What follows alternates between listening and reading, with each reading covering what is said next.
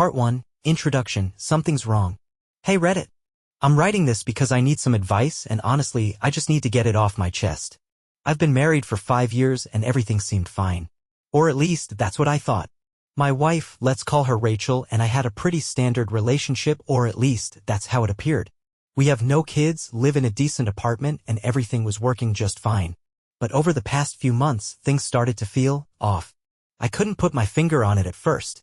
It was subtle stuff at first. She started staying late at work more often, started going out with friends more, things that I didn't really question because I trusted her.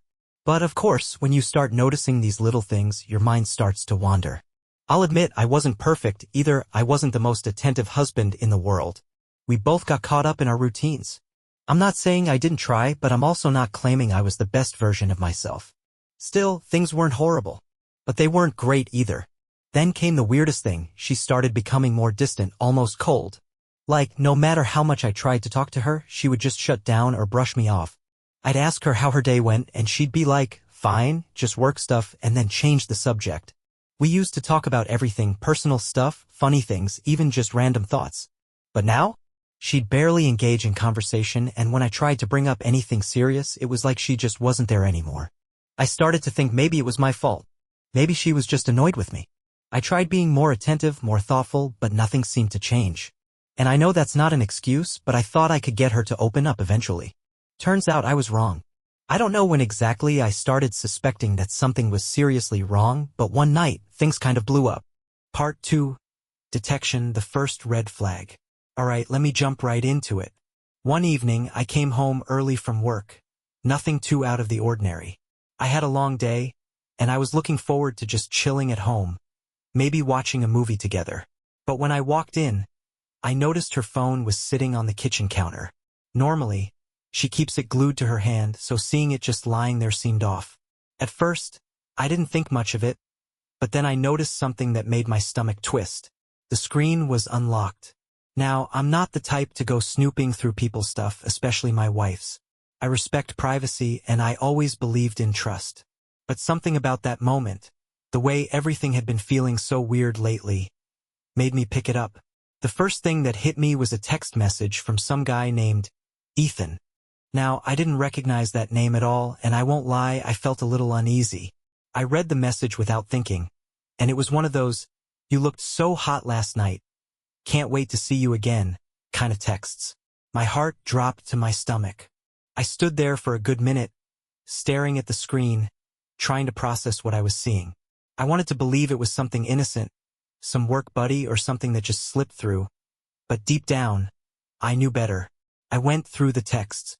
I wasn't proud of myself for doing it, but my hands were shaking, and I felt like I had no choice. They'd been texting back and forth, flirting, setting up times to meet. I don't even know why she'd think she could hide this. The messages were beyond clear. This wasn't just some friendly banter. This was an affair, plain and simple. At that point, I felt like I'd been hit by a freight train. My mind raced, my hands were sweating. How could she do this? Why would she do this? The person I trusted the most in the world, my wife, was doing something like this behind my back. It was like my entire world was shifting, and I couldn't get my footing. I couldn't just stand there, staring at her phone. So, I put it back exactly where I found it and went to sit down on the couch. I didn't know what to do. I felt paralyzed. I was angry, hurt, confused, but most of all, I felt humiliated. The woman I loved, the woman I thought I knew, was betraying me. That night, she came home about an hour later, like usual. I didn't say a word. I just tried to act normal. But inside, I was boiling over. It wasn't easy pretending everything was fine when I had just discovered that she was sleeping with someone else. But I knew I had to keep my cool. I wasn't ready to confront her just yet. I told myself I'd wait. I needed more answers before I could do anything rash. Part 3, Confrontation, the truth comes out. So, after that night, I didn't sleep much. My mind was running a million miles an hour, and every time I closed my eyes, all I could see were those damn text messages. I couldn't shake the feeling that everything between us was a lie. I needed to talk to her. But I didn't know how to start the conversation. How do you even confront your wife about something like this? The next evening, I decided I couldn't wait any longer. I had to know the truth. I had to hear it from her. So, when she walked in the door, I was already sitting at the kitchen table, waiting. I didn't know if I should scream, cry, or just sit there like a damn fool, but I knew I needed answers. And I needed them now. She walked in, acting as though everything was normal. She greeted me with that fake smile like she hadn't just been sending dirty texts to some guy behind my back. I could hardly keep it together. I told her we needed to talk, and her face immediately changed. The smile faded, and I saw her start to panic, just a little bit. I tried to keep my voice steady, but I was struggling. I didn't want to lose control. "Rachel," I started, "who is Ethan?" Her eyes widened for a second, and I could see the color drain from her face. She stuttered for a moment before trying to play it off. "What? I don't know who you're talking about." I held up my hand. "Don't lie to me. I saw the messages. I know what's been going on. You've been seeing him. You've been texting him, meeting him. It's all there." I watched her face go from panic to annoyance. She folded her arms and let out a sigh like this was all some kind of inconvenience for her. "Okay, fine. Yes, I've been seeing him," she said, her voice calm now, almost too calm. "But it's not what you think." I couldn't believe it. I felt like I was on the verge of losing my mind. "Not what I think." "What do you mean?" "You're having an affair, Rachel. You've been lying to me. You've been hiding it from me. How can you even stand there and try to act like this is no big deal?" She rolled her eyes. "Oh, please. You think I'm going to sit here and explain myself to you? You've been so distant for months. You think I don't know that?" I needed someone who actually paid attention to me, someone who didn't make me feel invisible. You were too busy with your own stuff, and I just couldn't take it anymore. I was speechless. I felt like the floor had dropped out from beneath me. I had been a shitty husband, I knew that. I had been distant, not as involved as I should have been. But this was not the solution. This was betrayal, pure and simple. And then she hit me with the worst part: "You're the one who pushed me away, you know. I'm not the one who fucked up here. I needed something more, and you didn't even notice." I almost laughed, but it wasn't a funny kind of laugh. It was bitter, hurt, and filled with disbelief. "So, this is my fault now?" I asked. "You're blaming me for you cheating on me?" She shrugged like it was no big deal. "I'm not blaming you. I'm just saying, maybe if you hadn't been so wrapped up in your own shit, we wouldn't be here right now." Her words stung, and I wanted to scream. But I just sat there, frozen, trying to digest everything. I couldn't believe she had the audacity to turn this on me. I didn't say anything for a long time. I just sat there, shaking with anger, disbelief, and a pain that I can't even explain. All the while, she just stared at me like I was the one who had done something wrong. Finally, I stood up. "I can't do this anymore. I need space. I can't keep living like this, pretending everything is fine when it's clearly not. I don't know what I want right now, but I know it's not this." She didn't say anything. She didn't even try to stop me. It was like she was indifferent, like I wasn't worth fighting for. Part 4, Emotional Impact, The Fall. I don't even know what I was feeling in the days that followed.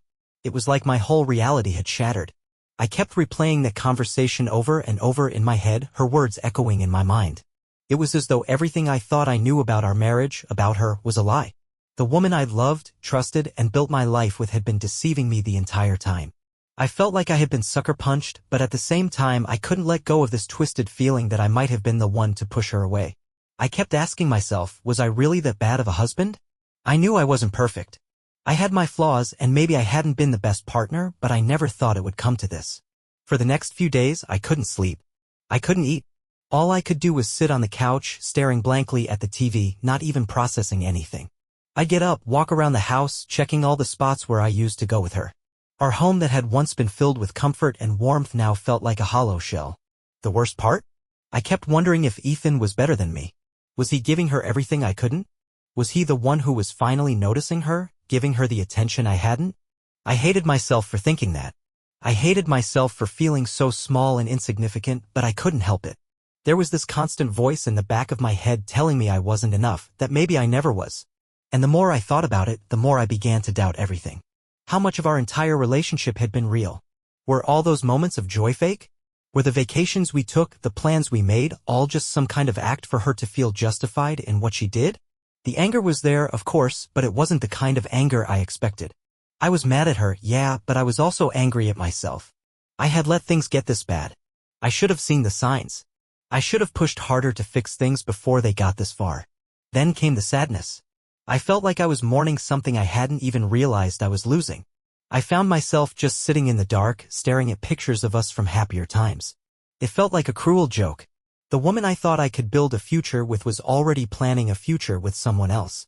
The worst part was realizing that she wasn't even trying to save what we had. It was easier for her to just throw it all away.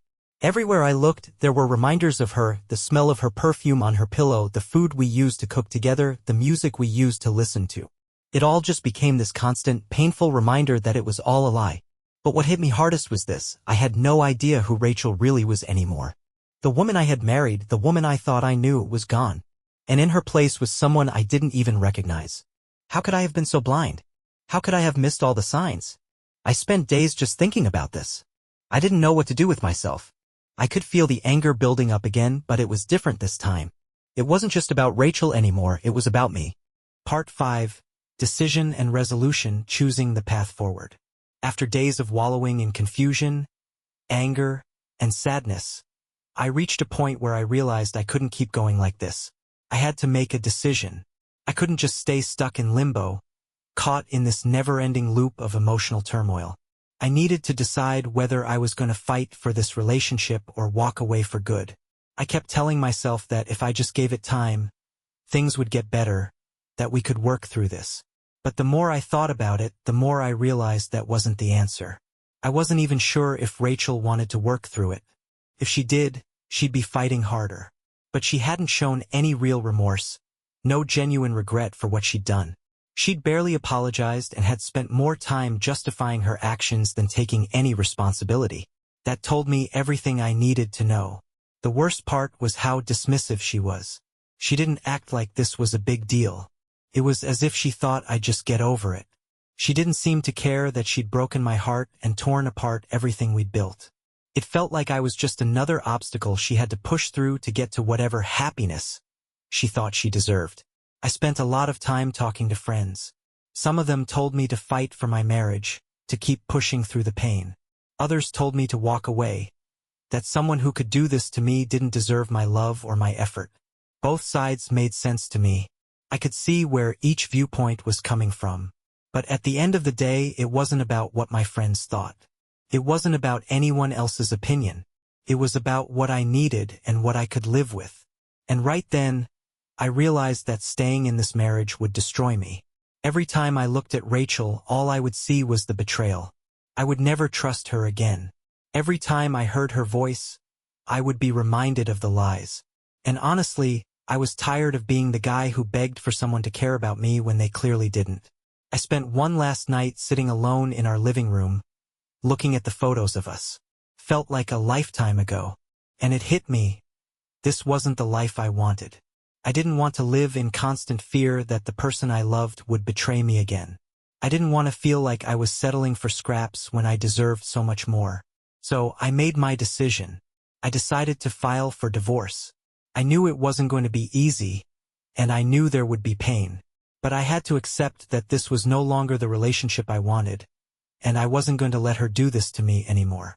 I needed to take control of my life again. I don't think Rachel expected it. When I told her I was done, that I couldn't keep living this lie, she was almost surprised. It wasn't the emotional outburst I expected from her. She didn't beg, didn't cry. Instead, she just shrugged and said, "Well, if that's what you want." It stung to hear how little it seemed to matter to her, but at the same time, it gave me a sense of relief. It solidified my decision. There was no turning back now. Part 6, Conclusion, What I've Learned and My Advice. It's been a couple of weeks since I made the decision to leave Rachel. I've been living in this weird, bittersweet space where I can't quite shake the sadness, but at the same time, I feel like I'm slowly regaining control of my life. I don't have all the answers and I still have a lot of healing to do. But if there's one thing I've learned from all of this, it's that I am worth more than being treated like this. I guess I want to share a few things I've learned because if anyone out there is reading this and going through something similar, I want them to know they're not alone. Trust your instincts. If you feel like something is wrong, don't ignore it. I kept pushing aside the little signs, thinking they were just coincidences, but deep down, I knew something was off. I should have paid more attention earlier. But sometimes we get so comfortable in our routines that we ignore red flags.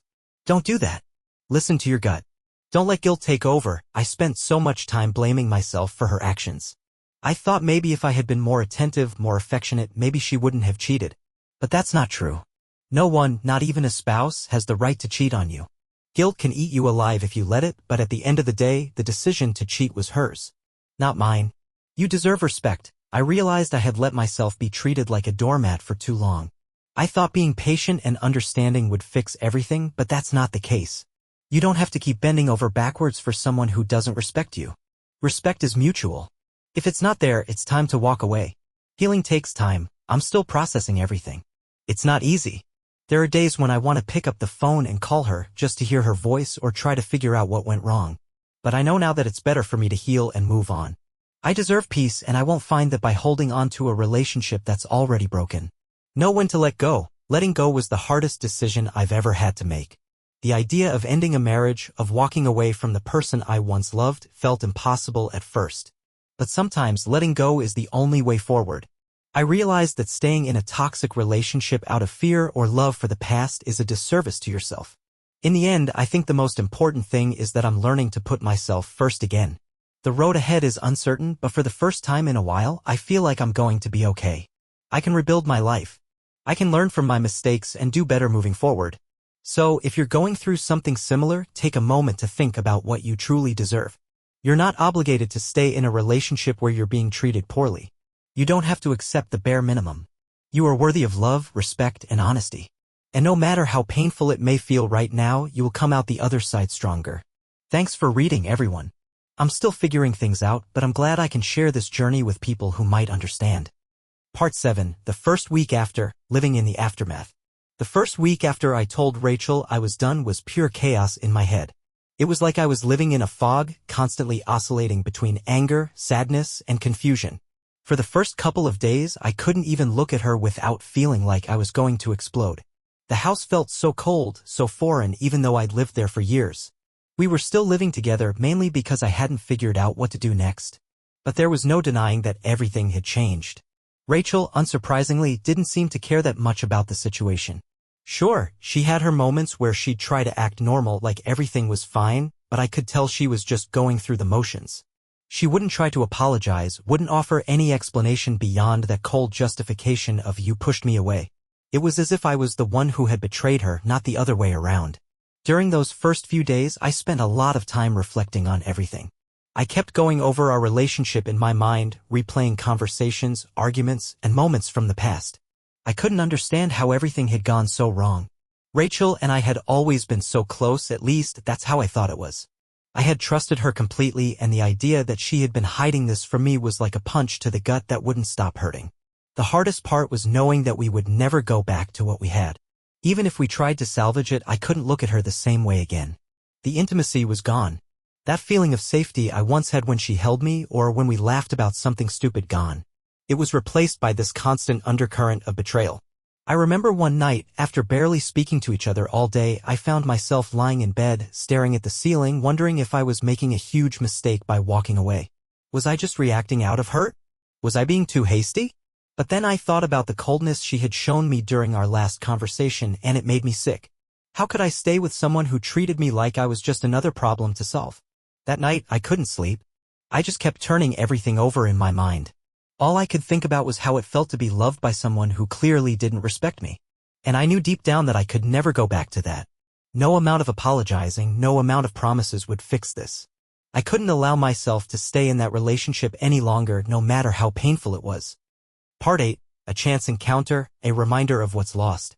The following days were a blur. I was just going through the motions of daily life, work, eating, sleeping. I couldn't escape the thought of everything that had happened, and I found myself replaying the moment I had confronted Rachel over and over in my head. The way she had looked at me, almost annoyed by the entire situation, stung. It felt like I didn't matter at all to her anymore. One afternoon, I decided to take a walk. I didn't have a destination in mind, just somewhere I could be alone with my thoughts. It was a crisp autumn day, and the air felt fresh, something I hadn't noticed in a while.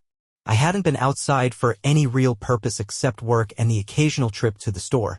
As I walked through the park, I noticed a couple sitting on a bench, laughing together. The sound of their laughter, the way they leaned into each other, it hit me like a ton of bricks. That was the connection I once had with Rachel. That was what I had been missing, and here I was, walking alone while they had what I had lost. It was a painful reminder of what I once took for granted. For a brief moment, I thought about approaching them just to talk to someone, to feel like there was still normalcy out there. But I didn't. Instead, I walked away quickly, feeling a strange mix of anger and envy. I didn't want to see that. I didn't want to face the reality that Rachel had robbed me of that intimacy. I ended up sitting by the water, lost in my thoughts, trying to hold back the tears. It had only been a few days, but I already felt the weight of the separation. It wasn't just about her infidelity, it was about the entire foundation of my life being ripped away. The life I had worked so hard to build, the future I thought I was moving towards, it all felt like it was crashing down around me. As I sat there, I thought about everything I had tried to ignore in our marriage. The signs of her emotional distance, the way she had been so quick to justify her actions, the way she'd stopped communicating with me months before the affair. It all made sense now. She had checked out long before I even realized it. And yet I had clung to the hope that things would get better, that we could fix it. But I couldn't fix her lack of respect for me. I couldn't fix the fact that she didn't care enough to put in the work.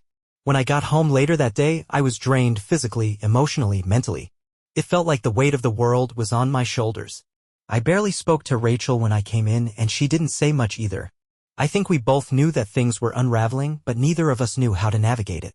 That night, I lay awake again, wondering what my life would look like now. What was my next step? What was my future without her? I wasn't ready to face those questions head-on, but I knew it was something I would have to deal with sooner rather than later. Part 9. The conversation, starting to let go. The days blurred together, but I knew I couldn't stay in this limbo forever. Rachel and I were just coexisting under the same roof, pretending like nothing had happened, but everything had changed. I couldn't ignore the fact that I was living with someone who had betrayed me, and I was not the type of person who could just move on from something like that. I wasn't going to stay in a relationship that made me feel like I was constantly walking on eggshells. It was a Thursday when Rachel and I finally had another conversation. We had been tiptoeing around each other for days, avoiding talking about anything of substance. But I knew I couldn't let things continue like this, living in a cold, unspoken tension. I had to ask her some questions that had been eating at me. I decided to approach it differently this time. Instead of letting my anger take control, I was calm, collected, determined to get the truth out, even if it meant facing more painful reality. Rachel, I began, sitting down at the kitchen table. I could see her flinch slightly at the sound of her name. She knew where this was going. Yeah, she said, her voice casual, but I could tell she was bracing herself. I need to understand something, I said. Why didn't you just leave if you were unhappy? Why cheat? Why hide it from me for so long? Her eyes narrowed, and for the first time in days I saw something resembling emotion flicker in her face, annoyance, maybe even a little defensiveness. I don't know what you want me to say, she replied, crossing her arms. I already told you it wasn't about you. It was about me. I needed something more, and you weren't giving it to me. I didn't know how to fix that. I didn't know how to get your attention without doing something drastic. I couldn't believe what I was hearing. I wasn't giving her something? I had always been there. I had always supported her emotionally, financially, everything. And this was how she repaid me? By sneaking around behind my back with someone else? That's your explanation? I asked, my voice trembling now, barely able to hold back the flood of anger that was rising. You think cheating is the answer to feeling ignored? You couldn't have just talked to me? You couldn't have told me you were unhappy before doing this? She shrugged like it was no big deal. What good would it have done? You were too busy, too wrapped up in your own shit to even notice what was happening. I didn't feel like I mattered anymore. I wanted to scream, to throw something, to shake her and tell her how wrong she was. But I stayed calm, even though every word she said felt like a knife in my chest. So, you just decided I wasn't worth fighting for? I asked, trying to steady my breathing. You didn't even try to fix things. You just gave up and decided to screw around with Ethan. You never once thought about how this would destroy everything we've built? How this would make me feel? She looked at me, and for a brief moment I thought I saw some flicker of guilt in her eyes. But it was gone so fast I couldn't be sure. I don't know, she said, looking down at the table. I messed up. I was selfish. But at the time it felt like the only way to get what I needed. It was hard to hear her admit that. She wasn't even apologizing, not really. She was just admitting that she had made a choice to go behind my back, and now I was supposed to just accept that? I need some space, Rachel, I said quietly, standing up. I can't do this anymore. I can't keep living in this lie. I don't know where we go from here, but I can't stay in a relationship that doesn't respect me. She didn't say anything. She just nodded, the slightest look of resignation in her eyes. And with that I walked away. Part 10. Moving out, the physical separation. After the conversation I couldn't stay in that house for much longer. The emotional weight of everything, the betrayal, the lies, the broken trust, had become too much to bear in that place. I knew I had to physically distance myself from Rachel to start rebuilding my life, but the decision wasn't as simple as packing up and walking out. The next few days were filled with a sense of urgency. I began looking for a new place to stay, something temporary until I could figure things out. I didn't want to stay in that apartment any longer, but at the same time I felt guilty about leaving Rachel there. She had been my partner for so long, and now I was abandoning her when things had fallen apart. I reached out to a few friends asking if I could crash with them for a while. I wasn't ready to talk much about the situation yet. Every time I thought about explaining everything, my chest tightened. But they understood, and within a few days I managed to find a place to stay. It wasn't much, just a small, spare room, but it felt like the first step in my recovery. It felt like freedom. The actual process of moving out, though, was painful. I had to go through all the things Rachel and I had shared, our pictures, our keepsakes, our memories, and box them up. I had to leave behind the life I had imagined for myself, the one that I thought would last forever. Rachel wasn't there when I packed up my things. I had given her space, figuring that she wouldn't want to have to deal with me, and I didn't want to drag out the inevitable confrontation. But just as I was about to leave, she walked into the apartment. We stood there for a moment, just looking at each other. The silence between us was deafening. I wanted to say something, anything, but words felt so inadequate in that moment. "I'm sorry," she said finally, almost too quietly to hear. "For everything. I don't know what else to say." Her words hung in the air, but they didn't mean anything to me anymore. They didn't make the pain go away, and they didn't fix the broken pieces between us. I didn't need her apologies. I needed the trust back, and that was something she had shattered completely. I took a deep breath and nodded, though it felt hollow. "I'm sorry too," I said, my voice strained. "But I can't do this anymore. I need to move on." And with that I left. I took my things and walked out of the apartment that had once been my home. Part 11. Settling in, the silence of solitude. The first few days in my new place were a strange mixture of relief and emptiness. It wasn't much, just a small, unfurnished room in a friend's apartment, but it felt like a sanctuary after the chaos of the past few weeks. It was quiet. No Rachel. No pretending. Just me and my thoughts. At first, it was hard to adjust to being alone. I didn't realize how much I had relied on her presence, even when things were falling apart. The silence in my new room was almost overwhelming. There were no familiar noises, no background hum of everyday life. It was just quiet. And for a while, I couldn't figure out if that was a blessing or a curse. I spent the first couple of days cleaning up my headspace, setting up the room, and trying to make it feel like a place I could actually live in. I didn't want it to feel like a temporary space. This was my new home for the time being. I needed to make it mine, to start rebuilding from the ground up. But no matter how much I focused on decorating the space, I couldn't escape the thoughts that kept swirling in my mind. Rachel's face.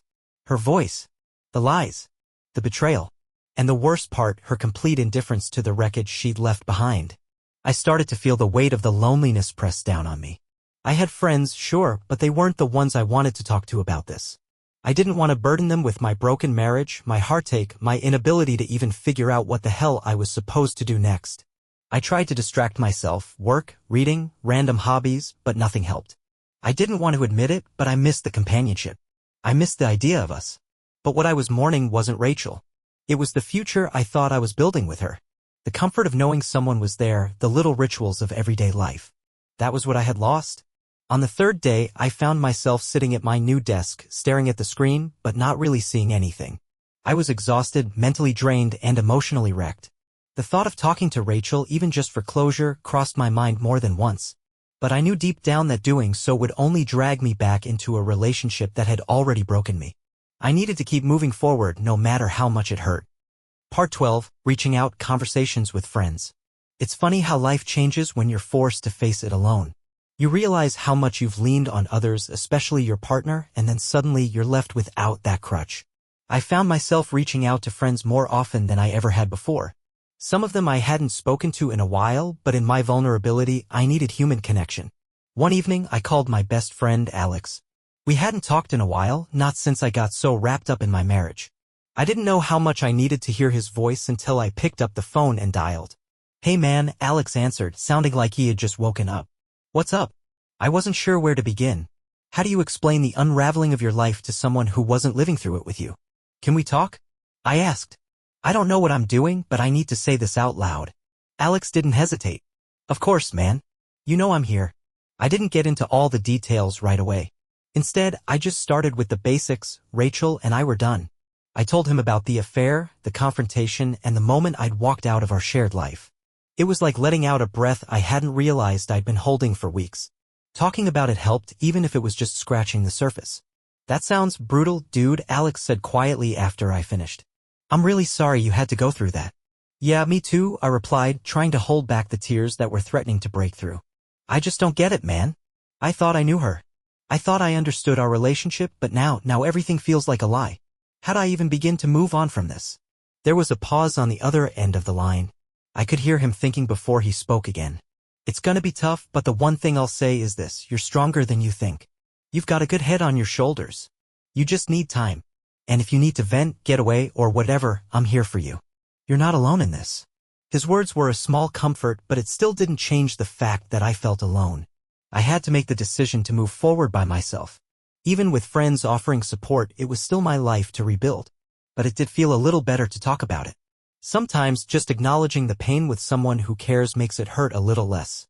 Part 13, The Weight of Regret, Facing My Own Failures.